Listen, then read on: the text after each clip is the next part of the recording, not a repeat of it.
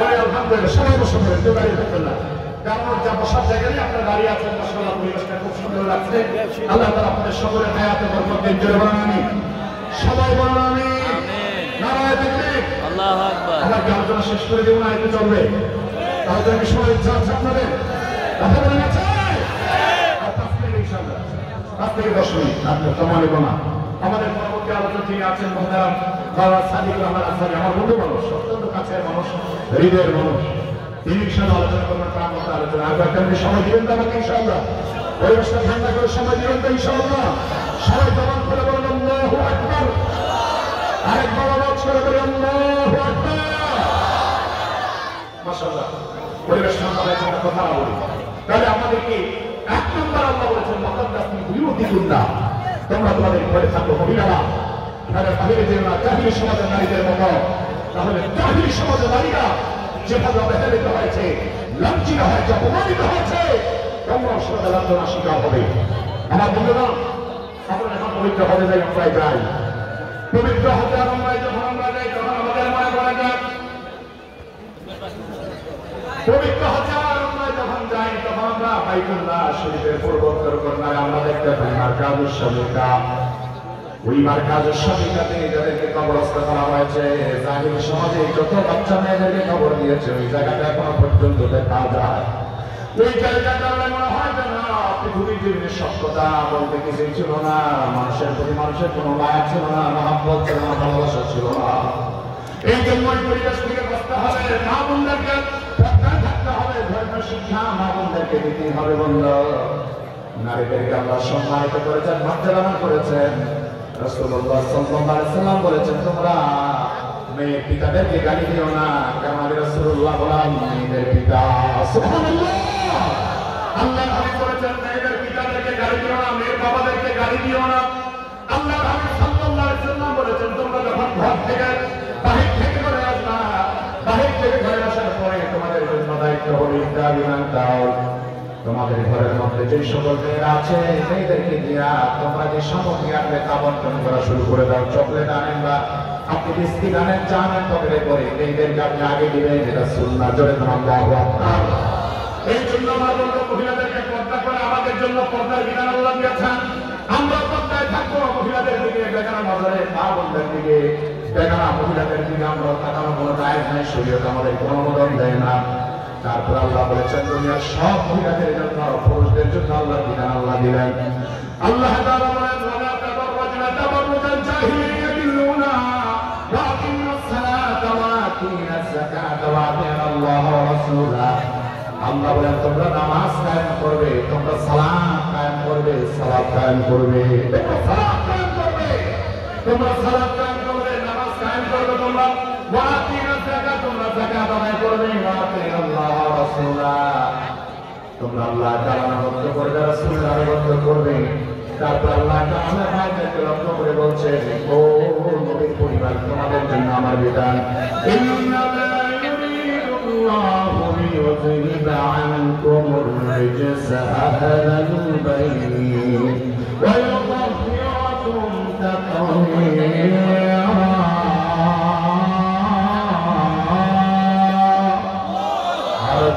الله أكبر। আল্লাহ বলেন, ও নবীর পরিবারের মেয়েরা, ও নবীর পরিবারের লোকেরা, তোমাদেরকে আমি আল্লাহ পবিত্র করতে চাই, তোমাদের গুনাহসমূহ মুক্ত করতে চাই, তোমাদেরকে আমি আল্লাহ পবিত্র করতে চাই। এই জন্য আল্লাহ তাআলা আয়াতের মধ্যে নারীদের জন্য প্রথম দিলেন পর্দার বিধান, তারপর আল্লাহ তাআলা নারীদের জন্য বিধান দিলেন নামাজের বিধান। আমার বন্ধুগণ, নামাজ আমরা চাই কি চাই না? নামাজ পড়তে চাই কি চাই না? এই যুবক ভাইরা, এই আমাদের মুরব্বী বাবারা, এই কক্সবাজারের মুসলমানেরা, উখিয়াতের নামের মুসলমানেরা, আপনাদের সবার জন্য বলছি, বন্ধু কান খাড়া করে কথাগুলি শোনার জন্য চেষ্টা করুন। এই দুনিয়ার জন্য আল্লাহ তাআলা আমাকে আপনাকে পাঠিয়েছেন, বড় দয়া করেছেন। আমাকে আল্লাহ তাআলা কুকুর বানায় পাঠায় নাই, বিড়াল বানায় পাঠায় নাই, শিগাল বানায় আল্লাহ পাঠায় নাই।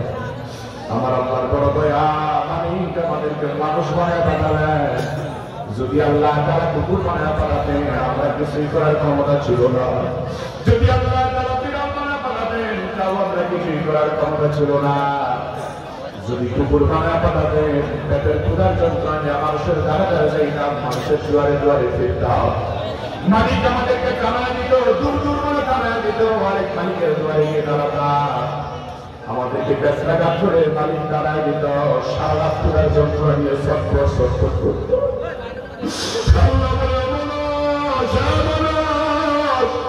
আমি আল্লাহ তাআলা তোমার কুকুর বানায় নাই, তোমার সিগাও বানায় নাই, তোমার কাপড় বানায় নাই, তোমাকে আমি আল্লাহ মানুষ বানায় দিলাম।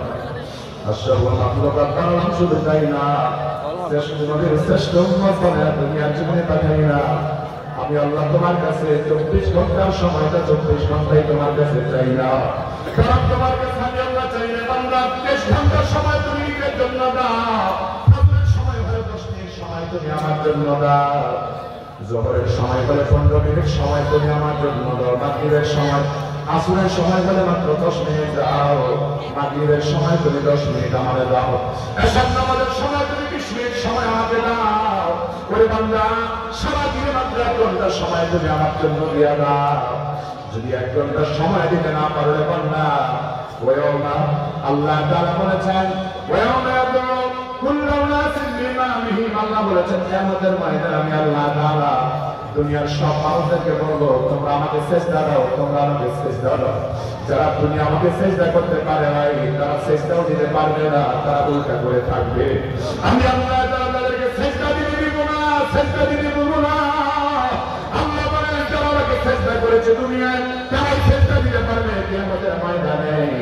আর যারা আমাকে সিজদা দিতে পারবে তারা বিনাশে আমার জান্নাতে যাবে, কারণ জাহান্নামের আগুন সহ্য করা সম্ভব নয় আমাদের জন্য। জাহান্নামের ভয়াবহ আযাব আমার আপনার জন্য সহ্য করা সম্ভব নয় রে বন্ধু। জাহান্নামের আযাব তো দুনিয়ার আযাবের মতো এত হালকা নয়। জাহান্নামের আযাব দুনিয়ার আগুনের চাইতে 70 গুণ বেশি হবে জাহান্নামের আগুনের তাপ। ওই জাহান্নামের আগুনের তাপ আপনার শরীরে একটা লাগলে আপনার জান্নাত খসে যাবে, চেহারা পরিবর্তন হয়ে যাবে।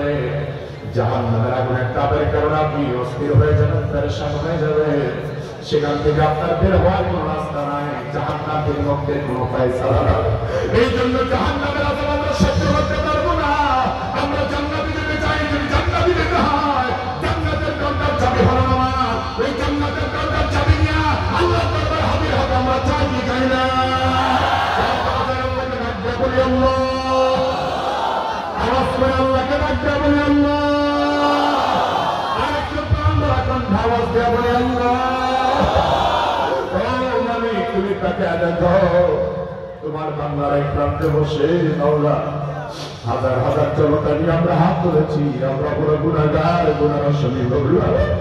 আল্লাহ জীবনের গুনার জন্য তওবা করে ক্ষমা চাই, আমাদেরকে তুমি জাহান্নামে বানায় না আল্লাহ। দিকে আমাদের ময়দানে মা সন্তানকে সুপারিশ করবে না, বাবা সন্তানকে চিনবে না, সেটা আমাদের ময়দানে তোমার রাসূলের সুপারিশ দিয়া আয় আল্লাহ ডান হাতে আমল নামা দিয়া হাউজে কাউসারের পানি পান দান করে আয় আল্লাহ কাউসার পার হয়ে যেন বিনা হিসাবে জান্নাতে যেতে পারি, তাকে দিও জোরে বলেন আমিন। আমাদের দরকার আছে না? আল্লাহ বলেছেন আল্লাযীনা ইন্নাকান্নাহুম ফিল আরদ আকামুস সালাত ওয়া আতাউস যাকাত ওয়া আমারু বিল মারুফ ওয়া নাহাউ আনিল মুনকার। যারা দুনিয়ার জমিনে দিন কায়েম করবে তাদের জন্য 1 নম্বর হলো নামাজের আদেশ, 1 নম্বরে কিসের আদেশ? 1 নম্বর হলো নামাজ, 1 নম্বর হলো নামাজ, 1 নম্বর হলো নামাজ। নামাজ যে ব্যক্তি করে না সে শয়তানের চাইতে খারাপ। আমার ঠিক না? আপনি কেমনে বললেন শয়তানের চাইতে খারাপ? দলিল কি? দলিল হলো কোরআন, দলিল হলো কি? আল্লাহ তাআলা বলেছেন ইবলিসকে আল্লাহ বলেছেন ইবলিস তুমি সিজদা দাও। ইবলিস আল্লাহকে সিজদা দিল না, আদম আলাইহিস সালামকে ইবলিস সিজদা দিল না, সিজদা না দেওয়ার কারণে ইবলিস হয়ে গেল শয়তান। ইবলিস যখন শয়তানে রূপান্তরিত হলো, আল্লাহর বিতাড়িত শয়তান যখন হয়ে গেল, তারপর যখন হয়ে গেল, হাদিসে পাকের বর্ণনা পাওয়া যায় শয়তান যখন বেনামাজিকে দেখতে পায় শয়তান অনেক দূর দিয়ে হাঁটে। শয়তান বলে আল্লাহ বেনামাজির কাছ থেকে আমি তোমার কাছে পানাহ চাই। বেনামাজিকে দেখলে শয়তান দূর দিয়ে হাঁটে, কারণ বেনামাজিকে দেখলে শয়তান মনে করে আমি আর কি শয়তান কি আমার বস, কি আমার। এই জন্য বেনামাজিকেও শয়তান ভয় পায়। আমার বন্ধুগণের জন্য নামাজ ছাড়া চলবে না। আপনার যখন ছন্দ অন্তিম সায়ন চলে আসবে, আপনার জীবনের শেষ সন্ধিক্ষণ চলে আসবে বন্ধ, আমাদের সেজদায় আপনার শেষ জীবনটা হয়, শেষ সময়টা হয় কঠিন ভালোভাবে বলল। এই জন্য আমাদেরকে জীবনে নামাজ আদায় করতে হবে, নামাজ আদায় করতে হবে। হাদিসে পাকের বর্ণনায় তোমাদের নামাজ আদায় করলে আল্লাহ তাআলা পুরস্কার যা দিবেন, তার মধ্যে 5টা পুরস্কারের কথা রাসূল হাদিসে বলেছেন। 1 নাম্বার হলো দুনিয়ার জন্য রিজিকের জন্য চিন্তা করতে হবে না, নামাজি রিজিকের ফয়সালা করে দিবেন কে? নামাজি রিজিকের ফয়সালা করে দিবেন আল্লাহ তাআলা। 2 নম্বরে বেঈমান হয়ে কবরে যাবে না, ঈমান দিয়ে কবরে যাওয়া যাবে। আল্লাহু আকবার। বেঈমান হয়ে কবরে যাবে না নামাজি, নামাজি বেঈমান হয়ে কবরে যাবে না, নামাজি ঈমান দিয়ে কবরে যাবে। 3 নাম্বার হলো বন্ধু, নামাজের কিয়ামতের ময়দানে আল্লাহ তাআলা ডান হাতে আমলনামা দিবে। ও বন্ধু, ডান হাতে যদি আমরা আমলনামা পেয়ে যাই, আমাদের আর কোনো চিন্তা নাই, আমাদের আর কোনো ভাবনা নাই, আর কোনো পেরেশানি আমাদের নাই। এই জন্য আমাদের ডান হাতে আমলনামা পেতে হলে নামাজ পড়ার দরকার, সালাত কায়েম করা দরকার। ডান হাতে আমলনামা পাবো। 3 নম্বরে ফুলসরাত কিস্তির মতো পার হয়ে যাবে। 4 নম্বরে বিনা হিসাবে আল্লাহ জান্নাতটা দিয়ে দিবে। জোরে বলুন সুবহানাল্লাহ। আমরা বন্ধুদের জন্য জান্নাতে যেতে চাইলে নামাজ চাই কি চাই না? ব্যক্তি জীবনে নামাজ চাই, সমাজ জীবনে নামাজ চাই, ঠিক কি না? রাষ্ট্র জীবনে নামাজের দরকার আছে না? আমার দেশের এমপি নামাজি হয়ে যায়, এদেশে দুর্নীতি করার লোক থাকবে না, এদেশে ঘুষ খাওয়ার লোক থাকবে না, এদেশে টেন্ডারবাজি চাঁদাবাজি থাকবে না। আমার বন্ধুরা আবার রাজনৈতিক দল অনেক নামাজি আছে, রাজনৈতিক নামাজ পড়ে, নির্বাচন আসলে পরে মাথায় টুপি লাগায়, নির্বাচন শেষ মাথার টুপিও শেষ। আমার বন্ধু রাজনৈতিক দলে যারা নামাজ পড়ে, নির্বাচন আসলে শুধু নামাজ পড়ে, এরকম রাজনৈতিক নেতা যারা আছে এদেরকে আমরা কখনো সমর্থন দিতে পারি না। সমর্থন দিব তাদের পক্ষে যারা নামাজ আদায় করবে, সমাজে উন্নয়ন ইনসাফ প্রতিষ্ঠা করার জন্য কাজ করবে, ঠিক কিনা? নামাজ পড়লে ওরা কখনো অন্যায় কাজ করতে পারে না, নামাজ পড়লে ওরা কখনো খারাপ কাজ করতে পারে না, নামাজ পড়লে ওরা কখনো অন্যায় কাজের সাথে জড়িত হতে পারে না। কিন্তু বড় দুঃখ হলো আমরা নামাজে আল্লাহকে একরকম করি, পরে আবার আরেক রকম করি। নামাজে আমরা বলি আল্লাহ ওয়ালাকুম আইয়াবদুকা, আপনাদের সাথে আমি এই বাবির সাথে আমি নাই। কিন্তু আমার বাংলাদেশের চিত্র হলো দেখা যায় বাংলাদেশে নামাজ পড়ে না। আমার বন্ধুরা আমরা নামাজে বলি আয় আল্লাহ পাপের সাথে আমি নাই, পাপের সাথে আমি নাই। কিন্তু দেখা যায় নামাজ পড়ার পরে নিজে যখন নামাজ আদায় করে শেষ করে দেয়, বেনামাজির সাথে সঙ্গ দেয়, বেনামাজির সাথে ভাতা বসা করে, আবার দেখা যায় সুদ করে সঙ্গ নাই, ঘুষ করে সঙ্গ নাই। এমন মানুষ বাংলার সমাজে আছে না? আমার বন্ধুরা আপনি নামাজি, আপনার সম্পর্ক হবে নামাজির সাথে, ঠিক না? আপনি নামাজি, আপনার সম্পর্ক হবে নামাজির সাথে। এই জন্য আমার সমাজে নামাজকে কায়েম করতে চাই, আমার বন্ধুরা রাষ্ট্রে নামাজকে কায়েম করতে চাই, সমাজ ব্যবস্থাপনায় নামাজকে কায়েম করতে চাই। আমার স্বপ্নশীল যুব সংগঠনের সদস্যদের প্রতি আমার আহ্বান হবে, এই স্বপ্নশীল যুব সংগঠনের মাহফিল আলহামদুলিল্লাহ সুম্মা আলহামদুলিল্লাহ, আমি নবমের মাধ্যমে মাহফিল শুরু হয়েছে বন্ধু। আমি কয়েকদিন হায়াতে আছি জানি না, যুবকদের প্রতি আমি ভালোবাসায় অনেক বেশি কৃতজ্ঞ, তাদের প্রতি আমার অনেক বেশি স্নেহ মমতা। আল্লাহর কাছে দোয়া করি রব্বুল আলামিন যেন এই স্বপ্নশীল সংগঠনকে কিয়ামত পর্যন্ত কবুল করে নেয়, বলুন আমিন। আল্লাহ যেন সংগঠনের প্রতিটা যুবককে নামাজি বানায় দেয়, বলুন আমিন। আমার বন্ধুগণ, এই সমাজের যুবকরা যদি নামাজি হয়ে যায়, টান্ডার বাবার মাস্তান সমাজের মধ্যে জায়গা পাবে না, ঠিক কি না? এই জন্য যুবকরা নামাজি হওয়ার দরকার আছে না?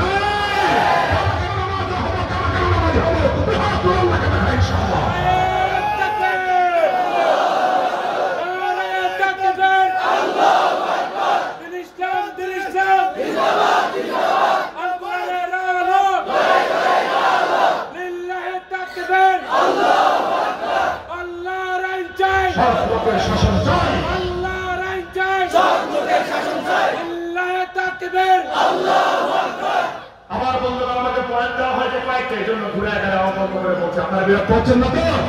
কারণ যে বিষয়টা হয়েছে একটা বিষয়ের জন্য সময়ের দরকার, কিন্তু আমার তো সময় কম। আসছি অনেক লং জার্নি করে, যদিও বিমানে আসার সুযোগ হয়েছে আলহামদুলিল্লাহ, কিন্তু জার্নি তো কম না, প্রতিদিনই সফর করি। আর কয়েক মিনিট ইনশাল্লাহ তারপরে আমাদের মেহমান চলে আসবে, বলি আলহামদুলিল্লাহ। তাহলে এই সমাজে যদি মানুষ যদি নামাজি হয়, সমাজে কোনো টান্ডাবাজি একটা বাবাজি থাকবে না। এই সমাজকে নামাজি সমাজ বানাবার জন্য আমার বন্ধু আমাদের বাচ্চাদেরকেও নামাজের প্রশিক্ষণ দেওয়ার দরকার আছে না নাই? বাচ্চাদেরকে নামাজ দাঁড় করা দেবে, বাচ্চারাও নামাজি হবে, বাচ্চারাও নামাজি হবে। আজকে যে আপনারা এত হাজার মানুষ এখানে একত্রিত হয়েছেন। আলহামদুলিল্লাহ, আমি মনে করি আজকের মাহফিলটা মাইলফলক থাকবে, ইতিহাস হয়ে থাকবে কক্সবাজার এলাকায়। আমি মনে করি আজকের এই সমাজের প্রতিটা লোক যদি আমরা আমাদের বাচ্চাদেরকে নামাজি বানায় দেই, আমার বাচ্চা আপনার সন্তানরা যদি নামাজি হয়ে যায়, আগামী দিনের সুন্দর পৃথিবী তারাই উপহার দিবে, ঠিক কিনা? বাচ্চাদেরকে নামাজি বানানোর দরকার আছে না নাই? মায়েরা নামাজ পড়ার দরকার আছে না নাই? এই জন্য যে মহিলা নামাজ পড়বে সেই ঘরের মধ্যে আল্লাহ যারা নেক সন্তান দান করবে, যে যুবকরা নামাজ আদায় করবে, ওরা কোনোদিন মা বাবার সাথে আচরণ খারাপ করতে পারে না, অন্যায় আচরণ করতে পারে না। এই জন্য নামাজ পড়বে যারা সমাজ বিপ্লবের কাজ করবে তারা, ঠিক কিনা? ওরান দিয়ে নামাজ পড়ো, সমাজকে গড়ো না। ও নামাজি তুমি ওরান দিয়ে নামাজ পড়ো, সমাজকে গড়ো না। এই জন্য নামাজে মানুষ সমাজ করতে হবে, সমাজ করতে হবে। নামাজ যেমন পবিত্র, সমাজ যেমন পবিত্র পায়, ছায়া দিতে হবে। কথা বলুন, ঠিক কিনা? আমাদের সমাজে ইমাম নির্বাচন করি আমরা, ইমাম যখন নির্বাচন করা হয়, ইমাম নির্বাচনের সময় মাথা থেকে পা পর্যন্ত দেখা হয়, কিন্তু সমাজপতি যখন বানাই তখন দেখি টাকা কত বেশি। এই চিন্তা করা যাবে না বন্ধু, বরং দেখতে হবে কে নামাজের পক্ষে, সে সত্যের পক্ষে, কে দিনের পক্ষে, একতার পক্ষে, কে মুসলমানের পক্ষে, কে ইসলামের পক্ষে। যারা কাজ করবে তাদেরকে আমাদের বড় প্রয়োজন, তাদেরকে আমাদের নেতা বানানোর প্রয়োজন, ঠিক কিনা? এই জন্য আমার বন্ধু জান্নাতে যদি যেতে হয়, আমার ভাইয়ের আল্লাহ বলেছেন, ও দুনিয়ার মানুষেরা জান্নাতে যদি যেতে চাও তাহলে নামাজ আদায় করো, কারণ নামাজি যারা হবে আল্লাহ জান্নাতে যারা যেতে পারবে না, জান্নাত তাদের জন্য আল্লাহ হারাম করে দিবে। জান্নাতে যারা যেতে পারবে না, নামাজিরা জাহান্নামে যারা যাবে, তারা চিরকাল জাহান্নামে না থাকলেও বন্ধু একটা নির্দিষ্ট সময়ের জন্য তারা জাহান্নাম পার করবে। ইমানদার হলে, ইমান যদি থাকে তাহলে একটা সময় তারা নাজাত পেয়ে জান্নাত পাবে। তবে বন্ধু যদি একদম নামাজি না পড়ে, ইমান নিয়ে যদি কবরে যেতে না পারে, ওই লোকটার জন্য জান্নাতকে আল্লাহ হারাম ঘোষণা করে দিবেন, ঠিক কিনা? এই জন্য আমরা জান্নাতে যেতে হলে 5 ওয়াক্ত নামাজ পড়তে চাই, বাচ্চাদেরকে নামাজি বানাতে চাই, নামাজদেরকে পর্দানিশীল বানাতে চাই, সমাজকে সুন্দর করতে চাই। আমার বন্ধুগণ, নামাজ যদি না পড়ি তাহলে জীবন অনেক বড় ক্ষতি হবে। ইমানের সময় মরণের সময় মানিয়ে কবরে যেতে পারবো না। আমার বন্ধু, কবরের মধ্যে আমাদের জন্য কঠিন আযাব ব্যবস্থা হয়ে থাকবে, কঠিন আযাব ব্যবস্থা হবে। আপনার বন্ধুরা, ও বন্ধুরা, কবরের ভিতরে আপনার জন্য কঠিন আযাবের ব্যবস্থা থাকবে। হাসরের ময়দানে পাগলের মতো হয়ে যাব, জাহান্নামের আযাব আমাদেরকে ভোগ করতে হবে। সেই জন্য জাহান্নামের আযাব যেন ভোগ করতে না হয়, আমরা সবাই যেন নামাজ পড়ে যেতে পারি। আল্লাহ যেন তৌফিক দেয়, জোরে বলুন আমিন।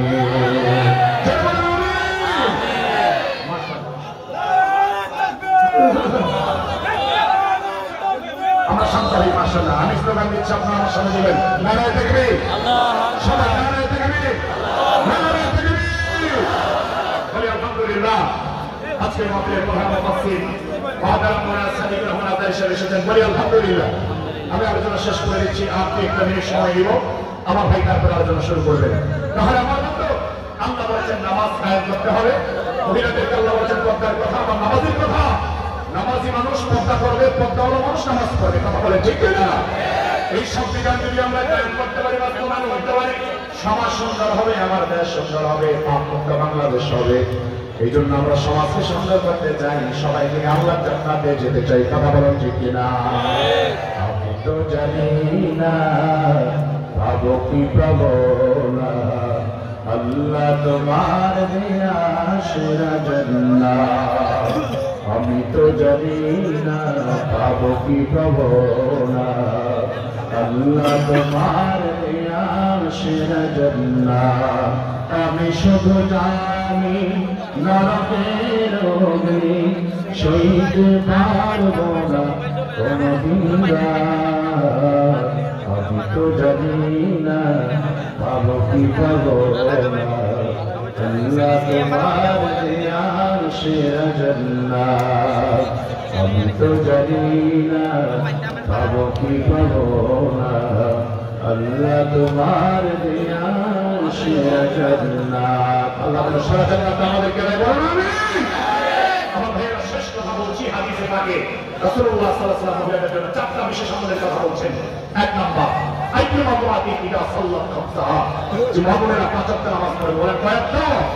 পাঁচ ওয়াক্ত। দুই নম্বর হচ্ছে ওয়াসামাত শাহরাহা, রমজান মাসে রোজা রাখবে।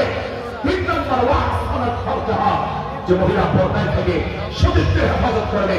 চার নম্বর ওয়া তাআফালাহা, স্বামীর খেদমত করবে। মামুনের জন্য স্বামীর খেদমত দরকার আছে না নাই? কথা বলেন আছে না নাই? মামুনের স্বামীর খেদমত করবে। আপনারাও আপনাদের স্ত্রীকে স্নেহ করবেন, মায়া করবেন, মহব্বত করবেন। স্ত্রীদের সাথে খারাপ আচরণ করবেন না, আল্লাহ তাআলা নিষেধ করেছেন। এই পাঁচটা চারটা কাজ যারা করবে আল্লাহ রাসূল বলেন ফালতাদখুল মিন আইয়াবাবিল জান্নাতি শাহ, জান্নাতে আপনার দরজা মহিলার জন্য খোলা থাকবে।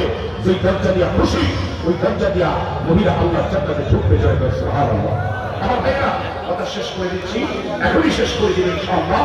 আমার বন্ধু আমি যে আলোচনা করছি টপিক নিয়ে, সে টপিকটা ছিল পর্দা করার গুরুত্ব, পর্দা করার প্রয়োজনীয়তা, পাশাপাশি নামাজের উপর কিছু কথা বলার জন্য আমার ভাই অনুরোধ করেছে। এই বিষয়ে কিছু কথা আলোচ করেছি। আপনাকে আমার বক্তব্য আমার আলোচনায় কষ্ট পেয়েছেন, রাগ করেছেন বন্ধুরা? আল্লাহ হায়াতে বাঁচালে ভবিষ্যতে দেখা হওয়ার প্রত্যাশা রেখে আর যদি মরে যাই কিয়ামতের ময়দানে জান্নাতে দেখা করা যায়, বলুন আমিন। সে প্রত্যাশা রেখে আইয়ুব থেকে মোবারক ধন্যবাদ জানিয়ে আমার পরবর্তী আলোচনা আমার